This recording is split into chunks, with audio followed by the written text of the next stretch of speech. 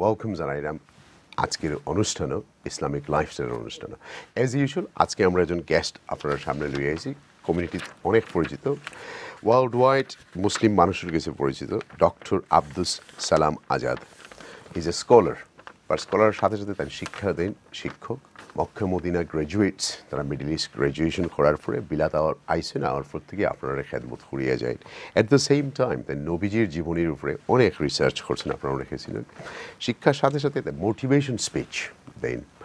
এবং আমরা যখন কোনো কিছু পড়ি এবং ভলেন্টারিলি চ্যানেলেসও অন্যান্য টেলিভিশনও বছরের পর বছর প্রায় 18 বছর থেকে আপনার মাসলা মাসাইল ইসলাম সম্পর্কে দিয়ে যান। আজকেও কিন্তু আমরা এই অনুষ্ঠানে তারা ইনভাইট করছি মুসলমান অখর লাগে আমরা যারা আল্লাহ বিশ্বাসী আছি তারা সবে ভয় করি দুজখর যখন কোনো গল্প শুনি, কোনো নসিহত শুনি, কিছু শুনি।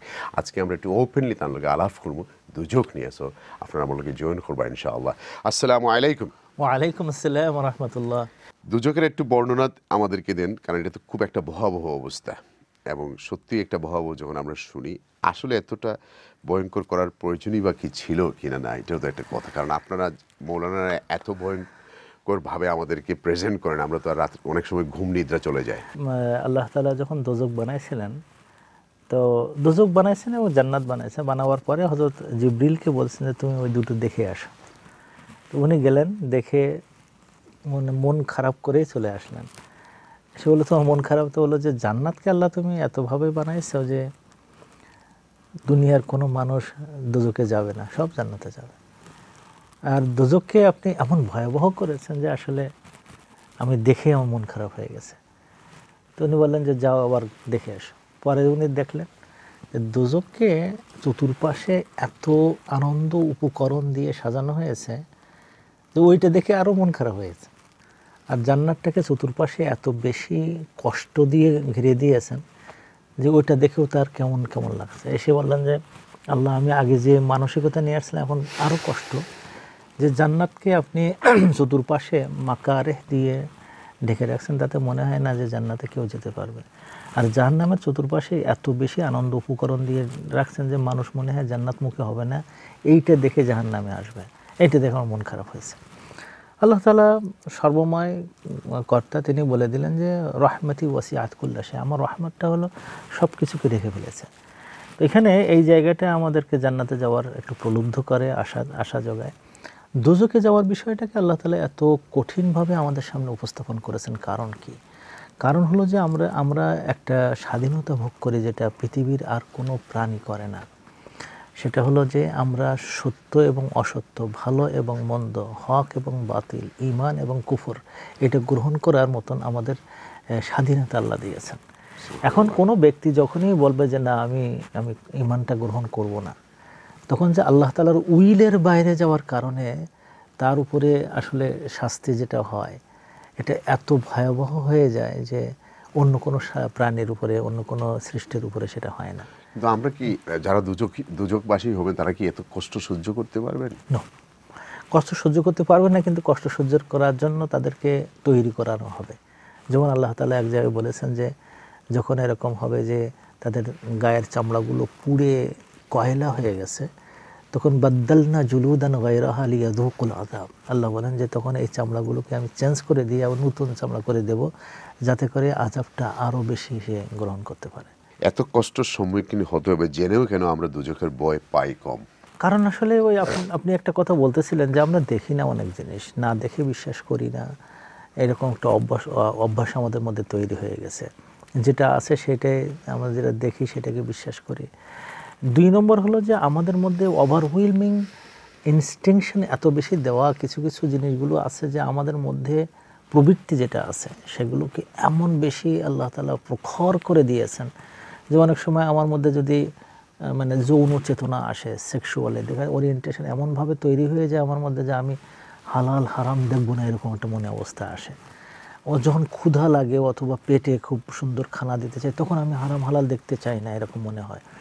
তো এই সমস্ত জায়গাগুলোতে আল্লাহ তাআলা আমাদের মধ্যেই এরকম এই ক্যাপাবিলিটি তৈরি করে দিয়েছেন এইভাবে যে আমরা আসলে হয় দোজকের পথে আমরা যেতে মানে শক্তভাবে যাই, অথবা জান্নাতের পথে একটু কঠিন হয়ে ওদিকে যেতে চাই। যার ফলে দোজকের পথগুলো খুব সহজ এবং এটা যে কোনো মানুষ নিতে চায়। ফলে এই দুজকের শাস্তির যখন বর্ণনা করা হয় মেজরিটি টাইম দেখা যায় শারীরিক শাস্তি, এটা কি কোনো মানসিক শাস্তির ব্যবস্থা আছে হবে? মানসিক শাস্তি বলতে কি বোঝায়? মানসিক শাস্তি বলতে বোঝায় এমন যে মানুষের আশা নিরাশা এই সমস্ত জিনিস হলো মানসিক শাস্তি। তো আল্লাহ তাআলা সূরা আল ওয়াইলুল লিকুল্লি হুমাজাতের মধ্যে আল্লাহ তাআলা এটা এইভাবে স্পষ্ট বলেছেন যে নারুল্লাহিল মুকাদা আল্লাতী তাত্তালিউ আলাল আফিদা, আল্লাহ তাআলা তাদেরকে এমন প্রজ্বলিত আগুন দিয়ে শাস্তি দেবেন যে শাস্তি তাদের অন্তরকে ছেদ করে চলে যায়, অন্তর পর্যন্ত পৌঁছে যায়। এটা কি? এটা হলো যে একজন মানুষ যদি কষ্টের মধ্যে থাকে কিন্তু যদি একটা হোপ থাকে তোমার এই কষ্ট শেষ হচ্ছে, তাহলে এই কষ্ট কিন্তু নিতে পারে, কিন্তু ওখানে কোনো হোপ থাকে না। ওখানে দেখতে পায় যে যার সাথে আমি অন্যায় করেছি সেও আমার মতন করে এ করছে, ওখানে দেখতে পায় যাকে সে পূজা করেছে দুনিয়াতে সেও তার সাথে জ্বলতেছে, তখন তার মনের মধ্যে এত বেশি মারাত্মক অবস্থা হয়ে যায় যে আমার জন্য কেউ নাই দুনিয়ায়। ফেরেশতাদের কাছে কাঁদতেছে, বন্ধুদের কাছে বলতেছে তোমাদের যে পানি দেয় ওখান থেকে একটু পানি আমাদেরকে দাও, সেও সেখানে পাচ্ছে না। ফলে একজন মানুষ মেন্টালি সবচেয়ে বেশি ব্রোকেন হয়। আমি যেটা বোঝাতে চাচ্ছিলাম সেটা হচ্ছে মানুষের শারীরের যেটা আঘাত থাকে এটা কিছুক্ষণ পরে ভুলে যায়, কিন্তু মনে যদি তার কোনো কষ্ট হয় সেটা অনেক সময় লাগে বলতে।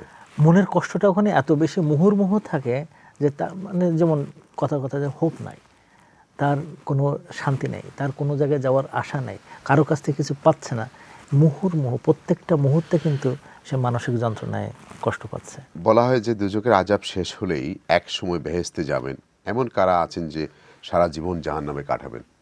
4 শ্রেণীর লোক আছে যারা জাহান্নামে কাটাবে, তাই সেখান থেকে আর বের হওয়ার কোনো তাদের উপায় নেই। একটা হলো মুলহিদ, যে নাস্তিক, যে আল্লাহ তাআলাকে মানেই না, এই জাহান্নামে চিরস্থায়ী থাকবে। একটা হলো কাফের, যে রিজেক্ট করেছে, আমি মানি কিন্তু আমি তাকে জানি আল্লাহ আছে কিন্তু তাকে মানলাম না। আর হলো মুশরিক, যে আল্লাহকে মানে কিন্তু আল্লাহর সাথে আবার অ্যাসোসিয়েট করে পার্টনারশিপ, যে ও আল্লাহ সব কাজ পারে না, অন্য লোকও আল্লাহর মতন ক্ষমতা রাখে, তাদেরকে আল্লাহ এরকম করে দেবেন। এবং 4 নম্বর এবং সবচেয়ে ডেভাস্টেটিং অবস্থা হবে তাদের যারা মুনাফিক। আচ্ছা, এই 4 গ্রুপ তো বুঝলাম, কিন্তু এখন মনে করেন মাঝে মধ্যে যে আমাজনে গেলে পাওয়া যায়, এদের কাছে তো কেউ ইসলামের দাওয়াত দিয়ে যায় না, খ্রিস্টানও নাই, বৌদ্ধিস্ট যায়, কেউই যায় না, কোনো ধর্ম কোনো আহলে কিতাব যায় না, এদের কি হবে? আল্লাহ তাআলা এদের সম্পর্কে আল্লাহ কোরআনে খুব স্পষ্ট তার নীতিমালা ঘোষণা করেছেন। সেই স্পষ্ট নীতিমালা হলো যে আল্লাহ তাআলা বলেন যে ওমা কানা আল্লাহু ইউআযিবুহুম, আল্লাহ তাআলা ইউআযিবুহুম, আল্লাহ তাআলা তাদেরকে শাস্তি দেবেন না যাদের কাছে মানে হাত্তা নাবআসা রাসূলা, রসুল না পাঠানো পর্যন্ত তাদেরকে শাস্তি দেবেন না। পৃথিবীতে যদি সত্যিই এমন কোনো জায়গা থাকে যে জায়গায় আসলে কোনো রসুল বা রিসালাত যায়নি, তাদেরকে আল্লাহ শাস্তি দেবেন না। কি করলে দুজকের কোনো ধরনের আযাব ছাড়াই আমরা বেহেশতে যেতে পারবো? কোনো রকম আযাব হবে না, দুজক মুখে যাওয়া লাগবে না। তার জন্য আল্লাহ রসুল 4টা গুণের কথা বলছেন। 1 নম্বর গুণ হলো যে লা ইয়াস্তারকুন, তারা কোনো অসুখ বিসুখ হলে একেবারে কোথায় চিকিৎসক খোঁজো, এই যেখানে যাও সেখানে যাও, চিৎকার মিৎকার করতে থাকবে না।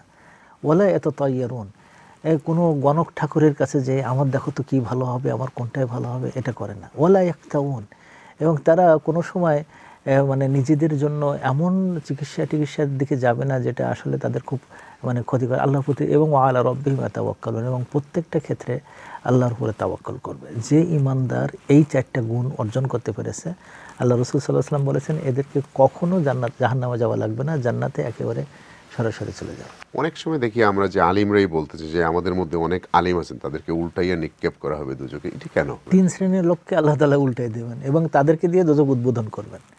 একটা হলো প্রথম পর্যায়ে যাকে বলতেছেন যেটা কারি বা আলিম, যারা দুনিয়াতে লেখাপড়া শিখেছে এই জন্য যে তারা ফেম অর্জন করতে চায়, তাদের একটা স্টেটাস বা পজিশন তৈরি করতে চায়। বুঝতে পেরেছি। হ্যাঁ। 2 নম্বর হলো ওই সমস্ত ব্যক্তি যারা দান করেছে মানুষকে দেখানোর জন্য, এবং দাতা এই নামটা আসুক এই জন্য তারা দান করে। এবং 3 নম্বর হলো ওই সমস্ত যোদ্ধা যারা যুদ্ধ করতে করতে শহীদ হয়েছে এই জন্যই যে তারা বীর খেতাবটা নেওয়ার জন্য, বীর উত্তম বা মুক্তমুখ খেতাব নেওয়ার জন্য যুদ্ধ করেছে। এটা কি সহিহ হাদিস থেকে? একেবারে সহিহ হাদিস, এটা মানে বুখারী এবং মুসলিম দুইটাতে আছে। এমন কোনো পাপ আছে যেটা মৃত্যুর পরেও বাড়তে থাকবে? আল্লাহ রাসূল সাল্লাল্লাহু আলাইহি ওয়াসাল্লাম যখন মেরাজের রাত্রে যখন জাহান্নাম দেখতে গিয়েছিলেন, দেখে যে তার পূর্বপুরুষ আমর ইবনে লুহাই তার নাম ছিল, তো সে ওই দোজকের মধ্যে এমনভাবে তার নাড়ি ভুড়িগুলো বের হয়ে গেছে, আবার সেইটাকে কেন্দ্র করে সে লোকটা ঘুরতেছে এবং অসম্ভব জোরে চিৎকার করতেছে। তা আল্লাহ রসুল বললেন যে তার কারণটা কি? তো উনি বললেন এই কারণ হলো এই যে মক্কা শহরে মক্কার কাবা ঘরের ভিতরে সর্বপ্রথম যে মূর্তির আমদানি করেছিল সে হলো আমর ইবনে লুহাই। তাই যে মূর্তির পূজার মানে যে এখন পৃথিবীতে যেখানেই মূর্তি আসবে উনি পাবেন সব মানে এটা তার হবে। আল্লাহ রসুলের একটা হাদিস আছে এইভাবে যে মানসান্না সুন্নাতান সাইয়্যাতান, যে কোনো খারাপ কাজের প্রচলন করলো ফা আলাইহি ওয়াজরুহা, তার মানে বোঝা তার উপরে আসবে, ওয়া ওয়াজরু মানে আমিলা বিহা, এবং তারা যারা তার মতন আমল করে গেছে তাদের শাস্তিটাও এই লোকটার উপরে আসবে। আমাদের নবীর তো অনেক আত্মীয় স্বজন এই মূর্তি পূজা বা মূর্তির সাথে জড়িত ছিলেন, তাদের কি সমান অবস্থা? একই অবস্থা হবে। বলা হয় তাকে 1000 বছর দুজকের আযাব ভোগ করতে হবে, দুজকের দিন মাস বছর গণনা করা হবে। এটা হাদিসে কোনো সময় এরকম দিন বছর নাই, হুকবা আছে, আহকাবা কোরআনের মধ্যে, মানে আলবাতুনা ফি আহকাবা, সেখানে আহকাব ধরে থাকবে, যুগের পর যুগ থাকবে, এইরকম আছে। কিন্তু মানে হুকবার একটা ধারণা মানে আমরা পাই সেইভাবে যে একটা হুকবার সমান 80 বছর এরকম বলে। কিন্তু এইসব বছরগুলো আল্লাহ তাআলা যখন মানে কিয়ামত, দোজখ, জাহান্নাম এই সমস্ত বছরগুলো গণনা করেন, সেটা আমাদের এই 24 ঘন্টার এই দিন এরকম না। ভিউয়ার্স, আমরা একটা ছোট্ট বিরতি যাইব, বিরতির পরে আমরা জানতাম চাইবো যে আসলে সবসময় শোনা যায় যে জাহান্নামে মহিলার সংখ্যা বেশি থাকে বা পুরুষের চেয়ে, এটা নিয়ে আমরা আলাপ করবো। So let's go for a break. مضيت إلى حفظ السور كي أقطف من خير الدرر